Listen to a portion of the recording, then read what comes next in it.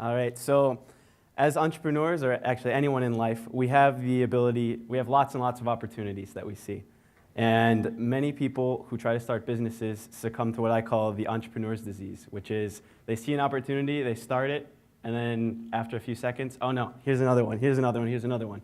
So every entrepreneur has an opportunity, and I'm going to talk a little bit about how I evaluate an opportunity.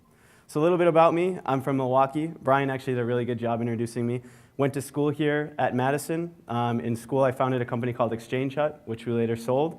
And then during my second senior year, I founded Entrusted. After college, when we were working on Entrusted, moved to Chile as part of the Startup Chile program, which is a government program in Santiago that gives you $40,000 of free money, and you stay there for 6 months.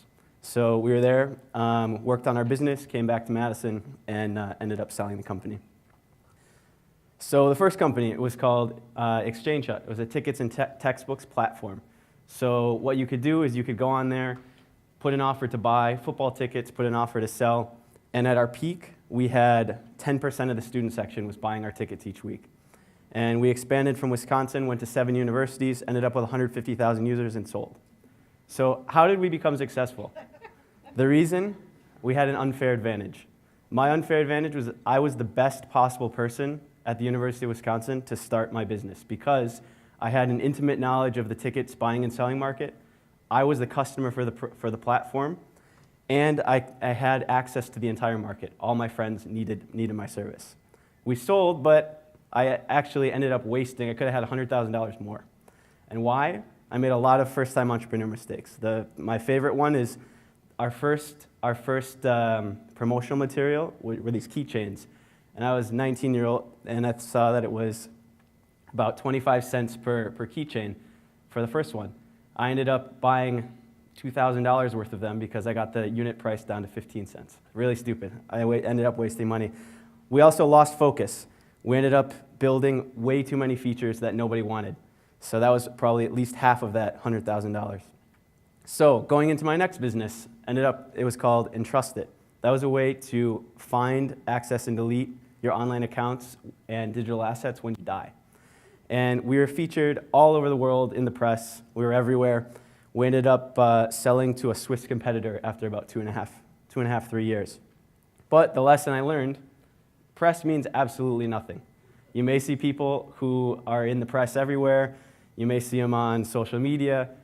Doesn't mean they're successful. It could mean they are, but in reality, you got to know that just because someone's out there, they could be completely full of smoke and there's nothing there. Second is that being early is the exact same as being wrong. So our business, we ended up selling, we did all right, but everyone, I'm 100% positive that within 5 to 10 years, every single person is going to have their digital assets in a will or in some sort of service. But when we started, no. So although I've started and sold 2 businesses, I've also had some other failures in businesses that I started. And I felt like this poor lady on Who Wants to Be a Millionaire many times. So the first one that I'm going to talk a little bit about was we started an apartment listings business with me and my friends in our second year apartment at UW. That was us going out to a party. So these were my 3 business partners. I thought, yeah, these guys are interested. They want to do it. They're the market. But when I realized that it wasn't going to work was probably the 3rd week when we needed to go walk around in cold weather and they didn't want to go out. The next one, this is a company I worked on in Chile. It was a photo booth company. And my business partners believed that just because they were shooting these pictures and putting them on Facebook and Twitter, it meant it was a tech startup. So instead of it just being a small business, they ended up wasting thousands and thousands and thousands of dollars, and the business failed. The other thing that I learned is don't forget about offline. So people are all into tech startups these days, but don't forget that offline still is a huge part of the economy, probably in the 90%. So I started an apartments and investments business in Chile.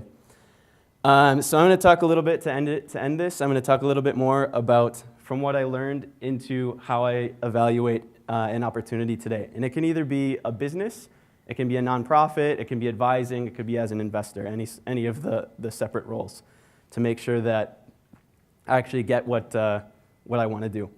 So my first criteria, does it solve a real problem? And will someone pay for it? So a fart app? No, that's not what I'm interested in. I want to do something that solves a real problem. And if you're a person that can start a business, I personally think you should not be starting something like this. You should be working on a real problem. You're a smart person. Take advantage of it. Number two, do I or the other person that's starting the business have an unfair advantage? If you don't have an unfair advantage, probably someone else does. They say that if your idea is 1 in a million, there's probably 350 people in the US working on it right now, and probably 1,000 in China. So have an unfair advantage. The next, is the market big enough, and is it ready? So is this market, if I put my hard work, effort, money into it, am I going to get a big payoff, or am I going to get a small one? And also, just like with Entrust It, is the market actually ready yet? And this is something that I think a lot of people don't think enough about. Is this actually something that I love? Because you can see that there's many opportunities where you can make a lot of money, but every business gets hard at some point, and if you don't love what you're doing, you're going to say, yeah, whatever, I'm done. Let's just go on to the next one. And if you don't absolutely love what you're doing, you really are going to quit, and you probably aren't going to have much success. So those are my 5 criteria on how I evaluate an opportunity, and this is a hard presentation, switching every 20 seconds. So thanks very much.